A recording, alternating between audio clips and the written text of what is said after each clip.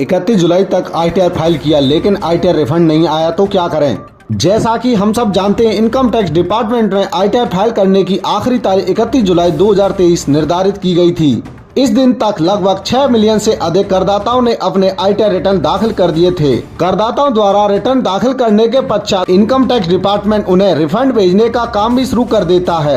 ITR return दाखिल करने के 21 दिन के पश्चात लोगों को ITR रिफंड मिलने लगता है। हालांकि 31 जुलाई बीते काफी लंबा समय हो चुका है और यदि आपको अब तक ITR रिफंड नहीं मिला है तो आपके लिए जानना जरूरी है कि आपका इनकम टैक्स रिफंड अभी तक आपके पास क्यों नहीं पहुंचा है। जैसा कि हम सब जानते हैं, ITR फाइल करने की अंतिम तारीख 31 जुलाई 2023 निर्धारित की गई थी। यदि आपने भी अपना ITR रिटर्न समय से भर दिया तो अब तक आपको रिफंड मिल जाना चाहिए था, परंतु यदि आपको अब तक आपका रिफंड नहीं मिला है तो आपके लिए यह जानना जरूरी है कि आपको रिफंड क्यों नहीं मिला है और इसके लिए आपको ITR रिफंड स्टेटस जांच भी करनी चाहिए।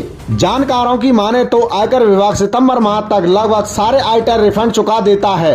हालांकि आयकर दाताओं के द्वारा दी गई गलत जानकारी को क्रॉस वेरिफिकेशन करने तथा पुराने करों के भुगतान को कैरी फॉरवर्ड करने में कई बार इनकम टैक्स डिपार्टमेंट के द्वारा थोड़ी देरी संभावित तौर पर हो सकती है, परंतु इसके लिए इनकम टैक्स विभाग आयकर दाता को सूचित कर देता है।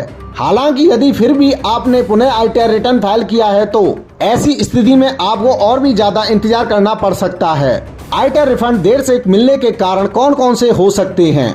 यदि किसी करदाता ने अपने इनकम टैक्स रिटर्न को सही ढंग से ITR फाइल नहीं किया है और उसने किसी प्रकार की कोई त्रुटि नहीं की है तो लगभग 21 दिनों के भीतर आयकर विभाग उन्हें उनका रिफंड भेज देता है, जिसमें अधिकतम 1 माह का समय भी लग सकता है। परंतु यदि करदाता द्वारा ITR भरने में किसी प्रकार की कोई त्रुटि हो गई है या कोई गलती हो गई है तो ऐसे में इनकम टैक्स डिपार्टमेंट रिफंड को भेजने में थोड़ी देरी कर सकता है।